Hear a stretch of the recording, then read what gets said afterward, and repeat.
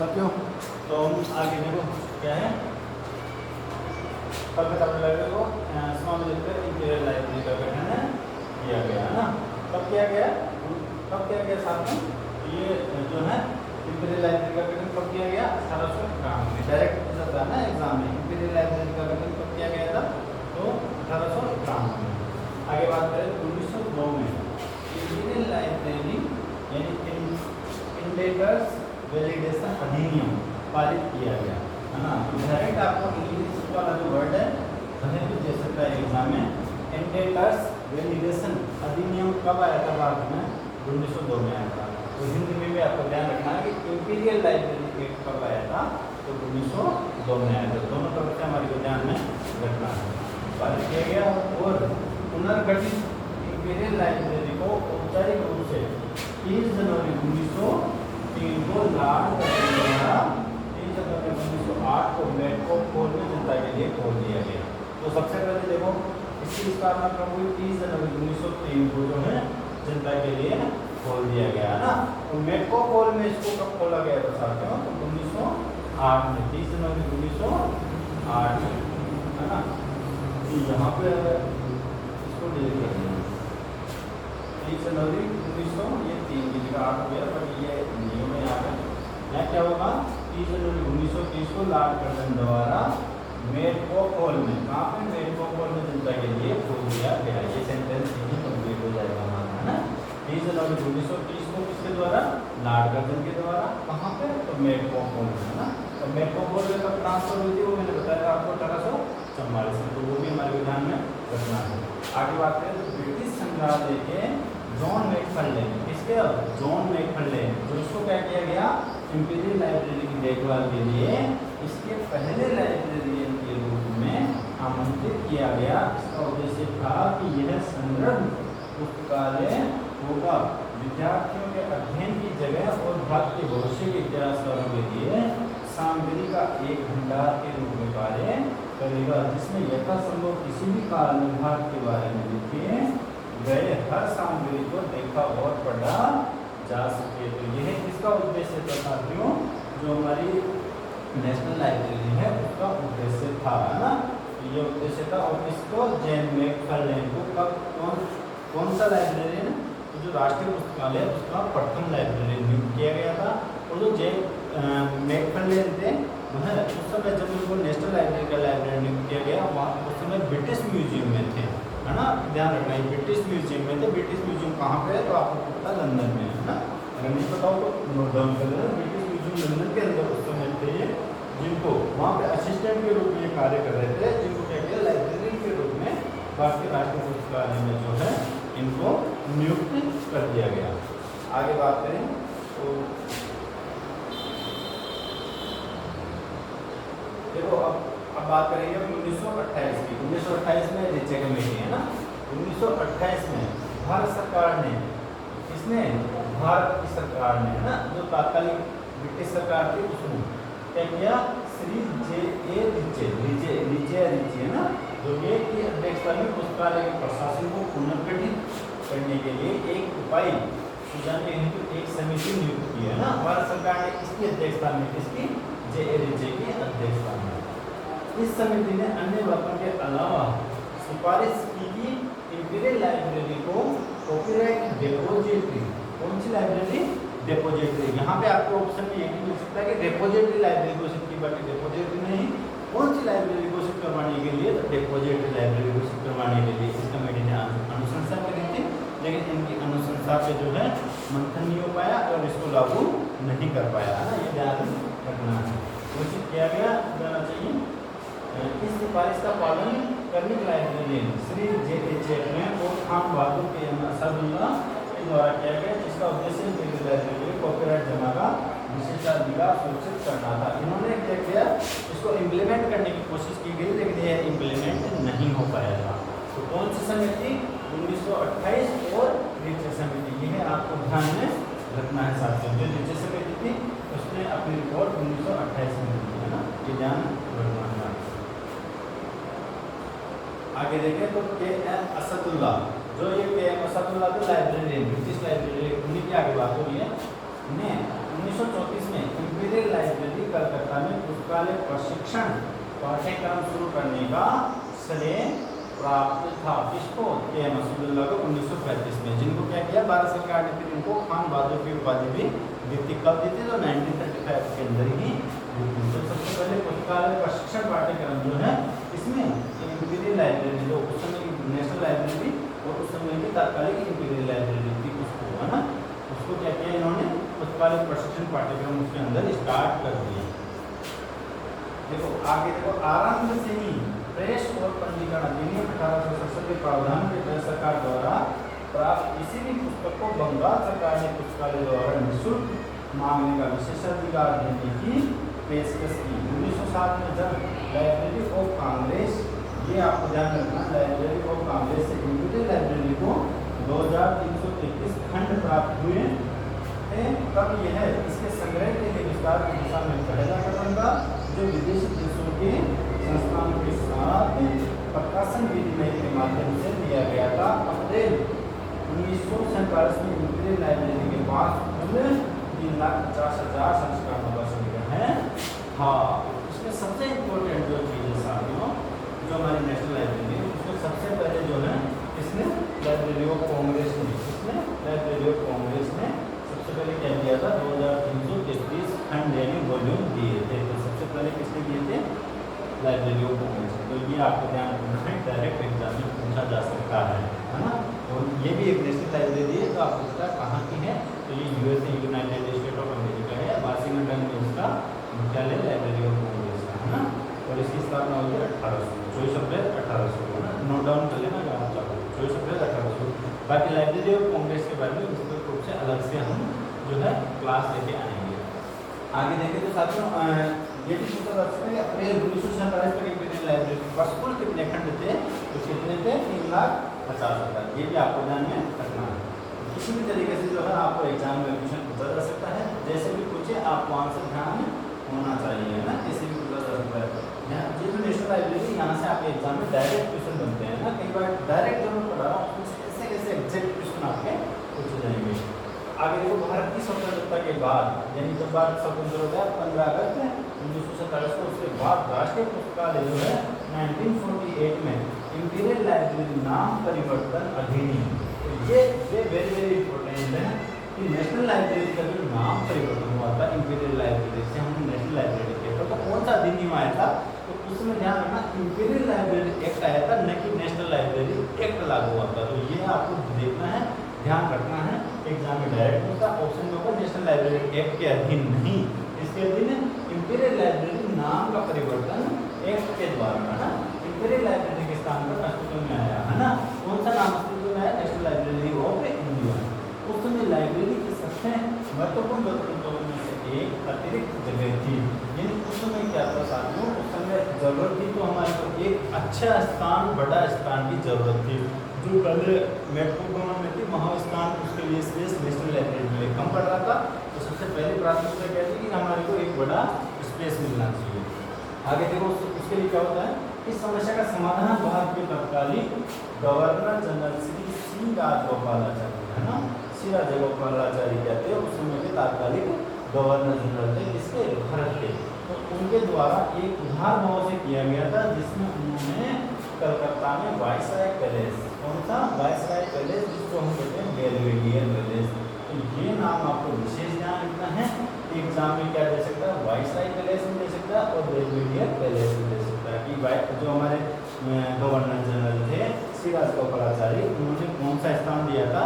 तो उसको हम वाइसराय पैलेस भी कह सकते हैं और बेल्वेडियर पैलेस भी कह सकते हैं। आपको कहीं भी किसी भी नोट्स में या किसी भी जो है बुक में नहीं मिलेगा वाइसराय पैलेस या बेल्वेडियर पैलेस। बेल्वेडियर पैलेस जरूर कहीं जगह आपको नाम मिल सकता है, लेकिन वाइसराय पैलेस कहीं नहीं मिलेगा।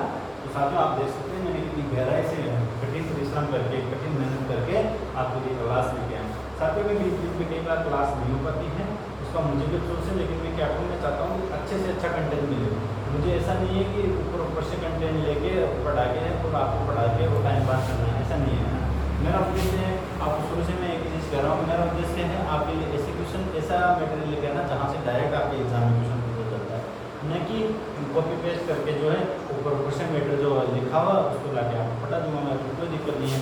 नेशनल लाइब्रेरी 2 घंटे की क्लास अगर मैं चाहूँ तो बहुत लंबी, जिसमें 2 घंटे में भी पूरी नहीं हुआ इतना मटेरियल है मेरे पास, लेकिन मैं चाहता हूँ कि ऐसा मटेरियल जो डायरेक्ट आपके एग्जाम में आने के लायक हो, है ना, और मोस्ट इम्पोर्टेंट हो, आपका समय खराब करने का मेरा कोई उद्देश्य नहीं है। तो साथियों इसी के साथ में अपने विशाल हृदय करें, मैं उनके साथ में राष्ट्रीय पुस्तकालय आवास के लिए देने की पेशकश की थी, किसने? श्री राजगोपालाचारी ने। इसके बाद देखो क्या होता है, श्री BS केशवन, है ना, BS केशवन, ये नाम ध्यान रखना ना। जब भी भारत आज़ाद हुआ उसके बाद में सबसे पहले लाइब्रेरी हिंदी को बनाया गया, किसको? BS केशवन, जो दूरदृष्टि, उत्साह और प्रशासनिक कौशल के धनी थे। कौन थे? BS केशवन। और नई राष्ट्रीय पुस्तकालय का पहला पुस्तकालय अध्यक्ष नियुक्त किया गया। नई पुस्तकालय कौन सी राष्ट्रीय पुस्तकालय? नहीं, जो हमारी आज़ादी के बाद 1948 में जब इसका इंपीरियल लाइब्रेरी एक्ट का जो नाम चेंज हुआ उसके बाद में राष्ट्रीय पुस्तकालय का पहला अध्यक्ष किसको बनाया गया? अगर आपसे पूछा जाए कि राष्ट्रीय पुस्तकालय भारत का, है ना, राष्ट्रीय पुस्तकालय भारत का पहला जो है उसका अध्यक्ष किसको बनाया गया? तो BS केशवन को ही बनाया गया, है ना। अब बात करें इंपीरियल लाइब्रेरी या नेशनल लाइब्रेरी, कोलकाता का पहला लाइब्रेरी तो मेघफल लाइब्रेरी, पहला भारतीय कौन सा था? J.A. चैपमैन, है ना, तो ये भी आपको ध्यान में रखना है। कौन सा था? J.A. चैपमैन। पहला पुस्तकालय नियुक्त किया गया। साइंस संस्था को स्वतंत्र भारत के ज्ञान के मंदिर में बदल दिया गया। किसको? ज्ञान के मंदिर में, इस साइंस संस्था को, यानी नेशनल लाइब्रेरी। इसके द्वारा BS केशवन के द्वारा इसे भारत के संविधान केंद्रीय सूची, अब ये ध्यान में रखना है, नेशनल लाइब्रेरी इसका विषय समवर्ती सूची का नहीं है, राज्य सूची का नहीं है, किसका है? केंद्रीय सूची का विषय। और 7वीं अनुसूची, ये किसका विषय है? 7वीं अनुसूची का विषय। इसका 7वीं अनुसूची के अनुच्छेद कौन सा है? 62। ये डायरेक्ट एग्जाम में ऐसे कैसे पूछा जाता है ना, ये पूछ सकता है, ये पूछ सकता है, ये पूछ सकता है, तो पूछ सकता है, आपको ध्यान रखना में राष्ट्रीय महत्व के संस्थान का एक विशेष दर्जा दिया गया। तात्कालिक केंद्रीय शिक्षा मंत्री, उस समय जो केंद्रीय शिक्षा मंत्री थे मौलाना अब्दुल कलाम आजाद ने 1 करोड़ 1953 को सार्वजनिक रूप से पुस्तकालय का क्या किया? उद्घाटन किया। पब्लिकली जो है इस लाइब्रेरी का क्या किया? इन्होंने उद्घाटन किया। कब किया? तो आपको ये ध्यान रखना, 1 करोड़ 1953 को जो है नेशनल लाइब्रेरी ऑफ इंडिया का इन्होंने उद्घाटन किया। किसने? तात्कालिक केंद्रीय शिक्षा मंत्री मौलाना अब्दुल कलाम आजाद ने, है ना, 1 करोड़ 1953। और लाल बच्चन ने कब किया था? 30 जनवरी 1930 को। दोनों डेट आपको ध्यान रखना, भूलना नहीं है, दोनों बार इसका उद्घाटन, उसमें इंपीरियल लाइब्रेरी के रूप में, अभी नेशनल लाइब्रेरी ऑफ इंडिया के रूप में, दोनों चीज़ों को ध्यान में रखना है। कोई सा भी एग्जामिनेशन पूछा जा सकता है। अब जो इम्पोर्टेंट चीज़ है, बहुत इम्पोर्टेंट चीज़ है, वर्ड का ध्यान रखना है। ये डायरेक्ट एग्जाम में आता है, बार बार पूछा जाता है, और बच्चे मैक्सिमम क्या करते हैं? गलत कर देते हैं ना। सबसे पहले चीज़ तो अगर ये सेंटेंस आपके एग्जाम में लिखा हुआ था कि the national library was also designated as खालिस्तान of the UN, United Nation Organisation, है ना। UNO के लिए क्या है? नेशनल लाइब्रेरी ऑफ इंडिया, ये है एक डेपोजिटरी, यानी कि भंडार गृह या कोष भी हम इसको कह सकते हैं। तो क्या है? UNO के लिए एक डेपोजिटरी है। UNO के लिए क्या है? एक डेपोजिटरी है। जबकि the national Library of India is a depository, इसके लिए library for the all reading and information material produced in India, इसके लिए क्या है? डेपोजिटरी। तो दोनों क्वेश्चन दोनों तरीके से आपको पूछा जा सकता है। ऐसे ही पूछे, हमारे को इसका आंसर ध्यान रखना। अगर UNO की बात हो तो क्या होगी? डेपोजिटरी। और भारत में प्रकाशित होने वाले प्रकाशनों की बात होगी तो क्या होगी? डेपोजिटरी, जिसको हम निक्षेपागार भी कहते हैं। क्या कहते हैं हिंदी में?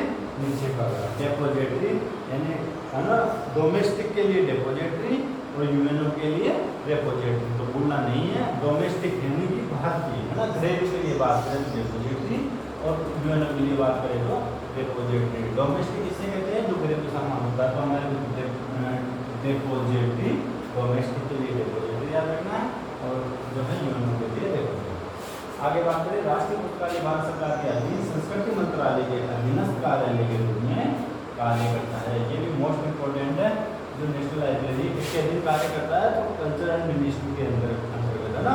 वही हमारा RRR जो हमने पहले पढ़ा था, वो भी किसके अधीन कार्य करता है? संस्कृति मंत्रालय के अधीन, जो भारत सरकार का मंत्रालय है उसके अधीन ही बात करें, विभाग का प्रमुख होने के नाते महानिदेशक भारत सरकार द्वारा विभाग प्रमुखों को सौंपी गई प्रशासनिक और वित्तीय शक्तियों का प्रयोग करता है। दो principal library and information officer PLIOS महानिदेशक की सहायता करते हैं, है ना। तो इसमें ध्यान रखना, जो नेशनल लाइब्रेरी ऑफ इंडिया है, इसका जो लाइब्रेरियन है उसकी पोस्ट का क्या नाम है, ये भी आपके एग्जाम में पूछा जा सकता है साथियों। तो इसको कहते हैं PLIS, है ना, PLOS, ये इसका नाम है, जो जान दिया गया है PLIOS। तो ये है इसको नेशनल लाइब्रेरी का, नेशनल लाइब्रेरी ऑफ इंडिया जो लाइब्रेरी है उसकी पोस्ट का ये नाम है ना, लाइब्रेरी की पोस्ट का ये नाम है ना। बाकी वहाँ पे जैसे आपको जैसे सीनियर लाइब्रेरियन, है ना, प्रिंसिपल लाइब्रेरियन या कुछ और नाम दे दे, बट नहीं होगा, क्या होगा, principal librarian information science officer, है ना, ये आपका नाम होगा। आगे बात करें, ये देश की सबसे बड़ी लाइब्रेरी है, कौन सी, National Library of India Bharat की सबसे बड़ी लाइब्रेरी है। भारत की लाइब्रेरी की बात करें, सबसे बड़ी लाइब्रेरी कौन सी है, तो national Library of India Bharat की सबसे बड़ी लाइब्रेरी है। आगे देखिए, सदस्यता मुफ्त है, इसकी जो मेंबरशिप है वो साथ ही बिल्कुल फ्री है, मेंबरशिप आपके लिए फ्री है ना, इसका कोई चार्ज नहीं है। डायरेक्ट एग्जाम में पूछा जा सकता है कि नेशनल लाइब्रेरी ऑफ इंडिया की मेंबरशिप फ्री है या कॉस्टली है, तो फ्री है ना। और पुस्तकालय में वाचनालय के अलावा एक उधार अनुभाग भी है, अधिकांश प्रभाग और अनुभाग का भाषा भवन में स्थित है ना। अधिकांश ये कहाँ पे है, भाषा भवन में, अगर वर्तमान में मुझे नेशनल लाइब्रेरी तो भाषा भवन में स्थित है ना। नई इमारत 40,000 वर्ग मीटर के कालीन क्षेत्र के साथ 2004 में खुली थी, है ना। ये भाषा भवन कब खोला गया था, 2004 में ना। ध्यान रखना, मोस्ट इंपोर्टेंट भाषा भवन का उद्घाटन आज तक एग्जाम में नहीं पूछा गया, आने वाले एग्जाम में 2004 में है ना। भाषा भवन 2004 में एस्प्लेनेड में विशेष रूप से पुराने समाचार पत्रों के लिए एक वाचनालय है, तो यहाँ तक हो चुका है। बाद में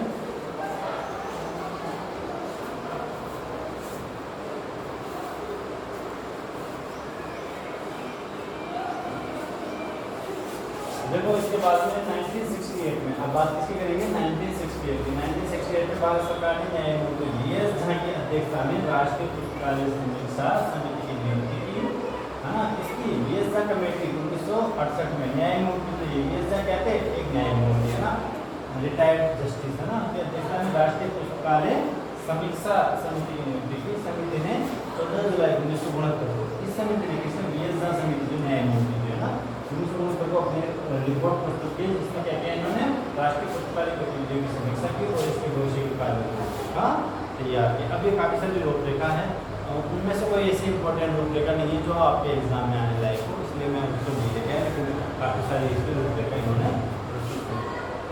तो ये सिर्फ आपको जानकर 1968 में इसके अध्यक्षता में VS झा के अध्यक्षता, न्यायमूर्ति VS झा के अध्यक्षता में राष्ट्रीय पुस्तकालय की समीक्षा के लिए, है ना। राष्ट्रीय पुस्तकालय की समीक्षा की बात करें, कौन सी committee, VS Jha committee. VS Jha कहते हैं जो न्यायमूर्ति थे, कब, 1968 में, और इसने रिपोर्ट 1969 में। ये सारी चीज़ें आपको ध्यान में, डायरेक्ट डेट भी पता चल सकता है, 14 जुलाई को ध्यान रखना, क्योंकि कई बार आजकल क्या आपको पता है, एग्जाम का जो लेवल है काफ़ी हार्ड लेवल हो चुका है ना, काफ़ी लेंदी लेवल हो चुका है, तो डायरेक्ट एग्जाम में डेट भी दे देता है, वो भी हमारे को ध्यान में रखना। आगे बात करते साथ निम्न 3 दिनों को राष्ट्रीय पुस्तकालय वर्ष में 362 दिन खुला रहता है ना, ये आपको ध्यान में रखना है। वैसे नेशनल लाइब्रेरी एक साल में 362 दिन खुला रहता है, लेकिन जो लीग वर्ष होता है उसमें एक दिन एक्स्ट्रा हो जाता है, यानी 363 दिन, यानी 366 दिन जिस वर्ष में होता है उसमें 363 दिन खुला रहता है। 3 दिन वो छुट्टी रहती है, वो कौन कौन से दिन है, ये भी एग्जाम में पूछा जाएगा। डायरेक्ट ऑप्शन देगा कौन कौन से दिन, रिपब्लिक डे 26 जनवरी, इंडिपेंडेंस डे 15 अगस्त और महात्मा गांधी जयंती 2 अक्टूबर। इसके अलावा किसी भी दिन राष्ट्रीय पुस्तकालय का अवकाश नहीं रहता है, एग्जाम में दिया जा सकता, ऑप्शन तीनों दे देगा, चौथा ऑप्शन नहीं देगा। आगे देखो, 1969 में भारत सरकार के शिक्षा मंत्रालय द्वारा नियुक्त राष्ट्रीय पुस्तकालय के निम्नलिखित बुनियादी विशेषताओं की सिफारिश की है। ये तो मैंने हटा दिया था ना इस टॉपिक को, है ना। ये जो समीक्षा समिति थी उसी की बात है। लाइब्रेरी की कैटलॉग प्रणाली एंग्लो अमेरिकन कैटलॉग, अब ये ध्यान में रखना, WCR के अंदर, है ना, WCR के अंदर इसके लाइब्रेरी कैटलॉग की बात करें तो WCR के अंदर। आगे बात करें लाइब्रेरी कांग्रेस लाइब्रेरी के वर्णनात्मक डेस्क्रिप्टिव कैटलॉग के नियमों का पालन करती है। इसके नियमों का descriptive catalogue, library of Congress के नियमों का ना डेस्क्रिप्टिव कैटलॉग के नियमों का पालन करती है। विशेष शीर्षकों पर एकरूपता और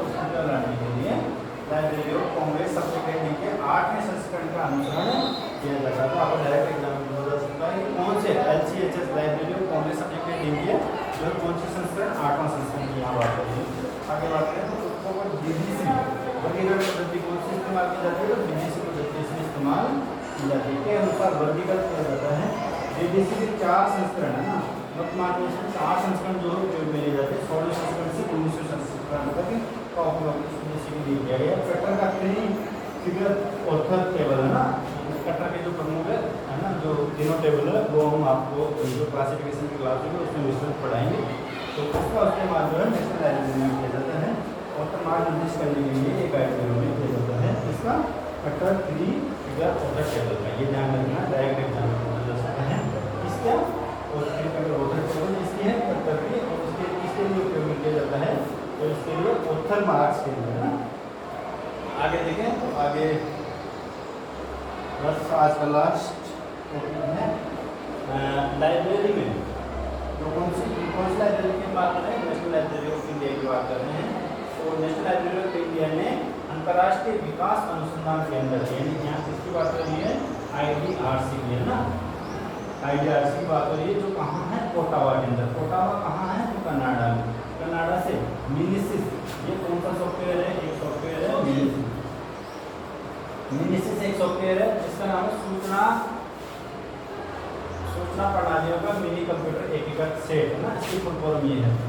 विज्ञान और प्रौद्योगिकी के लिए राष्ट्रीय सूचना प्रणाली कौन सी है, ये NISSAT है ना, निशांत नई दिल्ली से CDS-IS का अधिग्रहण किया गया है।